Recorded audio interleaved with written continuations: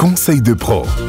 Avec Eric, on va parler de nos KitchenAid et autres robots culinaires. On rentre dans la période où les robots sont beaucoup plus demandés que le reste de l'année, bien souvent. On va essayer de comprendre un petit peu comment fonctionne un robot. Alors d'abord, on a les composants essentiels, qui sont bien sûr le bloc moteur, le système de transmission, le bol, ses joints et tous les accessoires qui vont avec. Et ensuite, on a tous les accessoires additionnels. Eric, comment est-ce que je reconnais les signes d'usure du robot culinaire ? C'est la principale caractéristique lorsqu'on va avoir une panne, c'est bien souvent certains bruits qu'on n'a pas l'habitude d'entendre. On a également une diminution des performances de mixage ou de pétrissage, des vibrations tout à fait inhabituelles et parfois des fuites. Si vous avez des problèmes de graisse qui apparaissent au niveau du bloc moteur, il est important d'intervenir. Tu vas nous faire une petite liste de toutes les pièces qui sont le plus demandées en réparation. Alors d'abord, on a les systèmes de transmission. Donc tout ce qui peut être courroie, il faut les remplacer à peu près tous les 3 à 5 ans en moyenne. La deuxième pièce la plus demandée, ça va être les charbons moteurs. Les charbons sont prévus pour s'user normalement.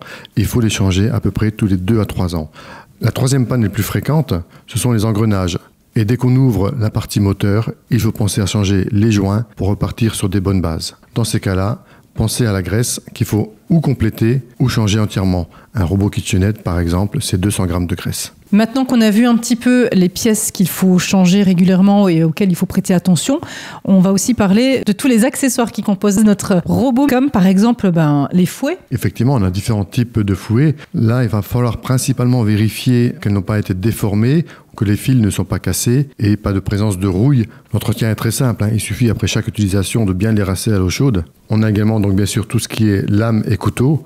Vérifiez simplement si les couteaux coupent bien, si on n'a pas de problème au niveau du joint pour ne pas avoir de fuite sous le robot. On a ensuite tout ce qu'on appelle les accessoires additionnels. Ce sont par exemple les fabriques de pâtes, les râpes. Cela, il faut bien penser, lorsque vous avez besoin d'une pièce, à prendre la référence de l'accessoire et non plus du robot. Eric, comment est-ce que je suis sûr que les pièces que je veux commander soient les bonnes ? C'est très simple. Il faut partir donc de la plaque signalétique de l'appareil, lorsque ce sont des appareils pour le robot directement. Vous notez ce modèle et vous allez sur le moteur de recherche chez nous. Vous tapez votre modèle dans le moteur de recherche. Le site va vous ressortir toutes les pièces prévues pour votre modèle. Quand vous êtes sur la pièce que vous avez sélectionnée, vous pouvez toujours vérifier en plus dans un onglet qui s'appelle l'onglet de compatibilité, en ressaisissant le numéro de votre appareil et il doit apparaître en vert dans la liste. Ah bah super! En fait, la réparation d'un robot culinaire est vraiment très simple désormais. On peut même fournir en plus, par exemple, pour les KitchenAid qui ont des vis à tête carrée très particulières, on peut même fournir les embouts spécifiques pour vous permettre de démonter ce genre de robot. Bah ça c'est super et vous trouverez donc tout sur le site de Cyberpièces électroménager à Diblin. Il ne reste plus qu'à faire maintenant les bridles, n'est-ce pas Eric ?